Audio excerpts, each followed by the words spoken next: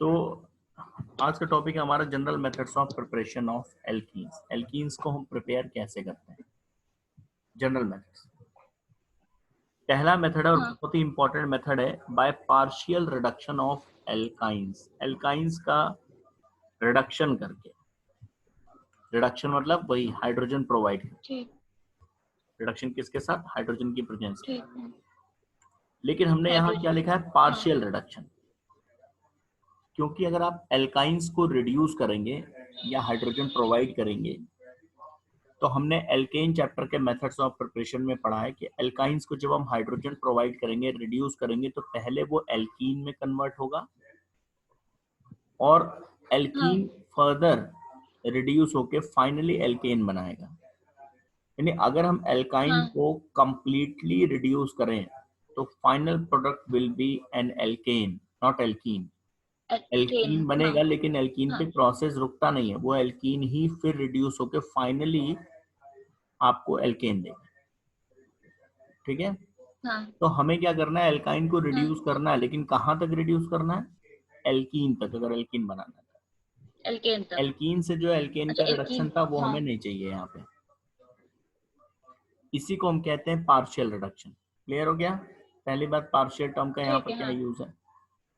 तो देखिए, जब हाँ, जब हम हाइड्रोजनेशन करते हैं एल्काइंस का in presence of nickel, platinum या पैलेडियम, तो ये एल्केन देता है as a final product via formation ठीक। Of alkenes. ठीक है, हाँ, but if hydrogenation of alkynes are carried out in presence of specific catalyst, the reduction can be stopped at the alkene stage. इसी को हम लोग कहते हैं पार्शियल हाइड्रोजनेशन। अब ये स्पेसिफिक कैटलिस्ट, वैसे क्या होता है, नॉर्मल निकल, प्लैटिनम या पैलेडियम कैटलिस्ट अगर हम यूज करते हैं एल्काइंस को हाइड्रोजनेट करने के लिए, तो हमें फाइनली एल्केन मिलेगा, एल्कीन पे प्रोसेस नहीं रुकेगा। एल्कीन स्टेज पे रोकना है तो हमें स्पेशल कैटलिस्ट चाहिए, और वो स्पेशल कैटलिस्ट क्या है जरा देखिए। पहला कैटलिस्ट है पैलेडियम। सब हमें हाइड्रोजनेशन कराना है एल्काइंस का, किसकी प्रेजेंस में, palladium supported over calcium carbonate और barium sulphate and partially poisoned by addition of lead carbonate और सल्फर और क्विनोलिन। इस पूरे को कहते हैं लिंडार कैटालिस्ट। तो जब आप ठीक है। हाँ, एल्काइन का हाइड्रोजनेशन इनकी प्रेजेंस में कराएंगे, किसकी प्रेजेंस में, पैलेडियम मेटल की, पैलेडियम। हाँ, पैलेडियम कैल्शियम कार्बोनेट या बेरियम सल्फेट के साथ मिक्स करके पैलेडियम, हाँ, और उसमें भी एज अ पॉइजन आप लेड कार्बोनेट या सल्फर या क्यूनोलिन, इनमें से किसी को एज अ पॉइजन मिलाएंगे, तो ये पूरा जो कैटलिस्ट हुआ, palladium supported over barium sulphate and हाँ, पॉइजनड विद सल्फर। ठीक है, हाँ, इस हाँ, पूरे ओवरऑल कैटलिस्ट का नाम हुआ लिंडार कैटलिस्ट। जब इसके इस स्पेसिफिक लिंडार कैटलिस्ट के साथ अगर आप एल्काइंस को रिड्यूस करेंगे, तो वो हाँ, एल्कीन तक रिड्यूस होगा, आगे रिड्यूस एल्केन तक नहीं होगा, पहली बात। ठीक। अब यहाँ पर पॉइजन का रोल क्या है, यहाँ जो सल्फर या क्यूनोलिन या लेड कार्बोनेट आपने लगाया है, उसका यूज है हाँ, एज अ पॉइजन। पॉइजन क्या करेगा कि जो एल्कीन से एल्केन बन रहा था आगे, हाँ, उस स्टेप को ये पॉइजन कट करेगा। देखिए, पॉइजन इसमें कर। पैलेडियम काम करेगा कैटलिस्ट का हाँ, एल्काइंस को एल्कीन तक ले जाने में, लेकिन अगर इसमें पॉइजन नहीं होता तो एल्काइंस को एल्कीन और एल्कीन को फिर एल्केन में वो चेंज कर देता। वो पॉइजन क्या करेगा, एल्कीन टू एल्केन वाले स्टेप को रोकेगा। कट। हाँ, ठीक। ये लिंडार कैटालिस्ट। तो लिंडार कैटालिस्ट के साथ जब किसी एल्काइंस को आप रिड्यूस करेंगे तो एल्कीन मिलेगा, और उस एल्कीन में भी अगर हम बात करें, हाँ, अगर वो एल्कीन भी सिस और ट्रांस, दो ज्योमेट्रिकल आइसोमर्स अगर उस एल्कीन के पॉसिबल है, तो आपको सिस फॉर्म मिलेगा।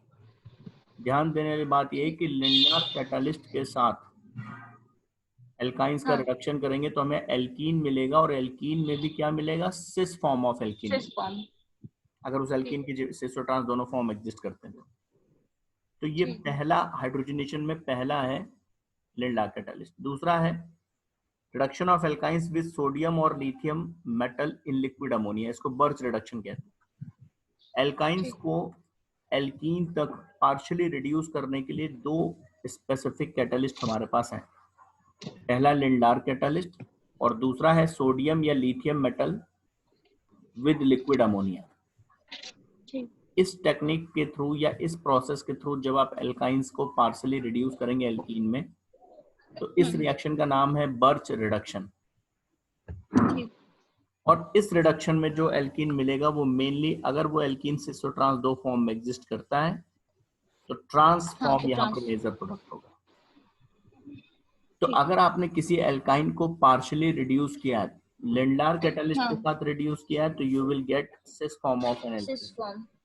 हाँ और अगर बर्च रिडक्शन के थ्रू किया, यानी सोडियम या liquid metal in presence of liquid ammonia, तो ट्रांसफॉर्म। तो ट्रांसफॉर्म ऑफ एल्कीन बनेगा, अगर उस एल्कीन के सिस ट्रांसफॉर्म एग्जिस्ट करते होंगे तो। ठीक है ना। ठीक। हाँ।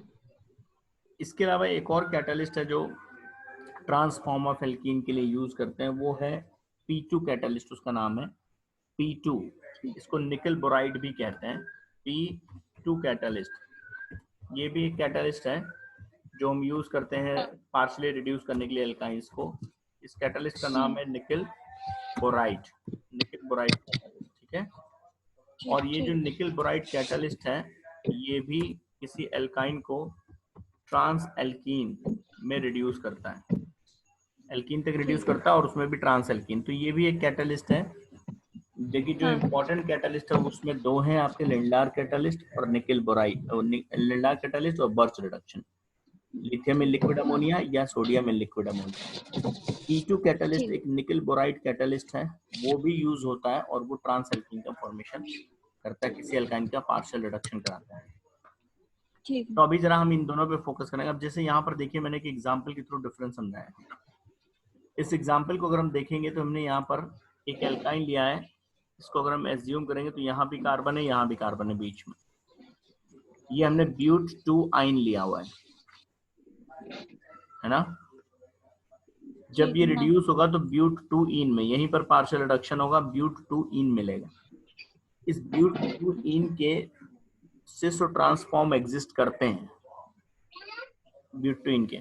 तो यहाँ पर देखिए, जब लिंडार कैटालिस्ट के प्रेजेंस में हम हाइड्रोजनेशन करा रहे हैं तो इससे जो प्रोडक्ट बनेगा ब्यूट 2 इन, उसका कौन सा फॉर्म बनेगा?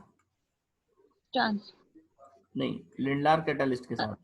अच्छा सिस फॉर्म बनेगा। तो देखिए ये बन रहा है आपके पास सिस फॉर्म, प्रोडक्ट क्या बन रहा है? ब्यूट 2 इन, और ब्यूट 2 इन का कौन सा फॉर्म बन रहा है? सिस फॉर्म बन रहा है। Cis form. ठीक है। हाँ।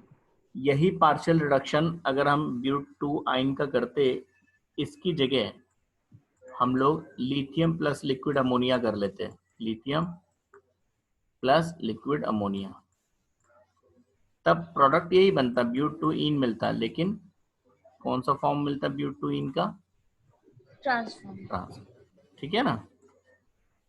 तो अब जैसे एक और एग्जांपल देखिए, ठीक है। इसके नीचे एक और हमने ये अल्काइन लिया हुआ है और इसका लिंडार कैटालिस्ट के साथ करा रहे हैं रिडक्शन, पार्शियल हाँ। रिडक्शन।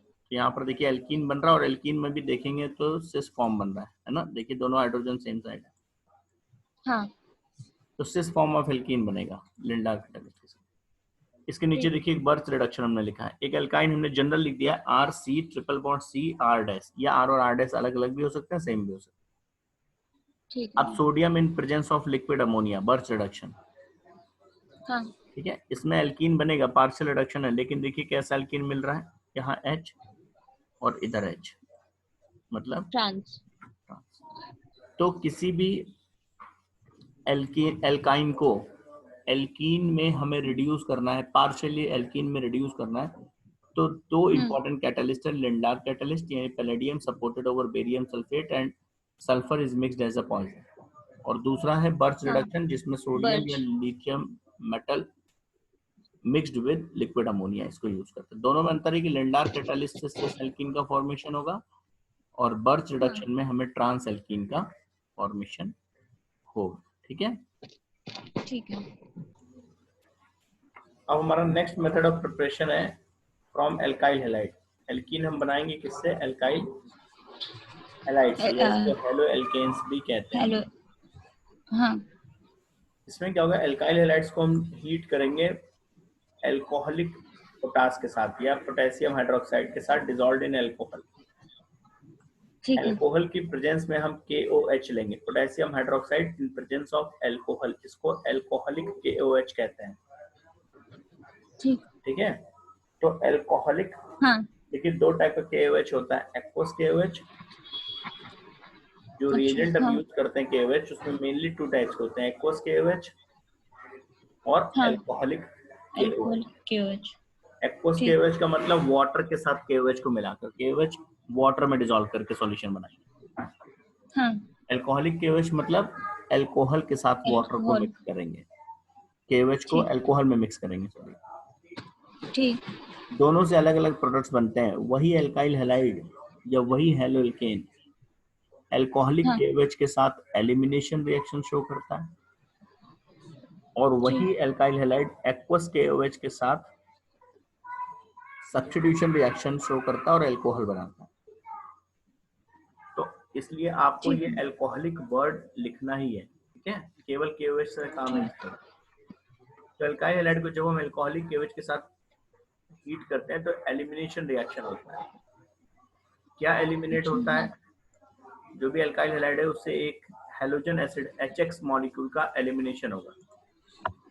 हेलोजन एसिड का मतलब हो गया HX उसमें से रिमूव होगा। HX। HX का मतलब एक कार्बन से हाइड्रोजन और एक कार्बन से हेलोजन, ओवरऑल HX रिमूव होगा और एक एल्कीन मिलेगा। तो ठीक है। रिएजेंट क्या है इसमें? एल्काइल हैलाइड को किसके साथ हीट करना है? अल्कोहलिक KOH के साथ। इस प्रोसेस को ठीक। कहते हैं हम लोग डीहेलोजिनेशन, डीहाइड्रोहेलोजिनेशन। डी मतलब रिमूवल, क्या रिमूव होगा? हाइड्रो एंड हेलोजन, ठीक है। हेलोजन। ठीक है। और ये एक बीटा एलिमिनेशन का बहुत अच्छा एग्जांपल, हमने अल्फा बीटा गामा एलिमिनेशन सुना है, बीटा एलिमिनेशन को 1-2 ठीक। एलिमिनेशन भी कहते हैं। बीटा हाँ elimination is also known as 1-2 elimination. 1-2 elimination. क्यों 1-2 कहते हैं? मतलब ये एक ऐसा एलिमिनेशन है जिसमें एलिमिनेट होने वाले जो एटम्स हैं वो एडजेसेंट साइड से एलिमिनेट होंगे, 1 से और 2 से, ठीक है। हाँ तो मेन पॉइंट समझिए, एल्काइल हैलाइड से जब हम हेलोल्केन बनाते हैं, तो एल्काइल हैलाइड से हेलोल्केन बनाएंगे जब हम, तो एल्काइल हैलाइड को पहली बात हीट करना है किसके साथ? Alcoholic KOH। एल्कोहलिक जो कीवर्ड्स एल्कोहलिक। हैं, हाँ हाँ इससे HX एलिमिनेट होगा। This process is known as dehydrohalogenation, हाँ। और ये एक बीटा एलिमिनेशन का ठीक। एग्जाम्पल देखिए। यहाँ पर एक एल्काइल हैलाइड का हमने जनरल स्ट्रक्चर बनाया है, हाँ ठीक है ना। यहाँ पर देखिए एक कार्बन पे हेलोजन है और एक कार्बन पे हाइड्रोजन हमने दिखा रखा है, एडजेसेंट कार्बन। और जब इसको हीट करेंगे किसी बेस के साथ या वही अल्कोहलिक KOH के साथ, हाँ। तो यहाँ से क्या होगा? एक कार्बन से हाइड्रोजन और एक कार्बन से हेलोजन, ये एलिमिनेट हो जाएंगे, यानी ओवरऑल HX। यही डीहाइड्रोहेलोजिनेशन है ना। ठीक। और इनके बीच में हाँ वैलेंसी कंप्लीट करने के लिए डबल डबल बॉन्ड, बॉन्ड हो जाएगा। एल्कीन बन गया। ये जनरल मेथड में ठीक। एग्जाम्पल देखिए इसमें। जैसे अभी इसके एग्जाम्पल में आप देखिए CH3 CH2Cl, इथाइल क्लोराइड को KOH के साथ हम हीट कर रहे हैं अल्कोहलिक KOH के साथ। यहाँ पर ये मेंशन जरूर हाँ करेंगे अल्कोहलिक। अब यहाँ पर ठीक। देखिए इस कार्बन से अगर हम इसको कार्बन को नंबर दे दें तो ये 1 कार्बन हो गया, ये 2 कार्बन हो गया। ठीक। कार्बन 1 से हम Cl क्लोरीन और कार्बन 2 से हाइड्रोजन, यानी ओवरऑल HCl एलिमिनेट कराएंगे। हाँ तो यहाँ से Cl एलिमिनेट हो गया और यहाँ से एक हाइड्रोजन, इसी को 1-2 एलिमिनेशन या बीटा एलिमिनेशन कहते हैं। ठीक। CH2 double bond CH2 plus क्या एलिमिनेट हुआ? CH2। HCl। हाँ अब वो हाँ HCl इस KOH से रिएक्ट कर सकता है, तो KCl प्लस वाटर भी लिखा हो सकता है, ठीक है। ऐसे ही इसको देखिए, ये एक 2 क्लोरोब्यूटेन अल्कोहलिक KOH के साथ हीट कर रहे हैं, तो ये जहां पर क्लोरीन बॉन्डेड है ये हो गया अल्फा कार्बन।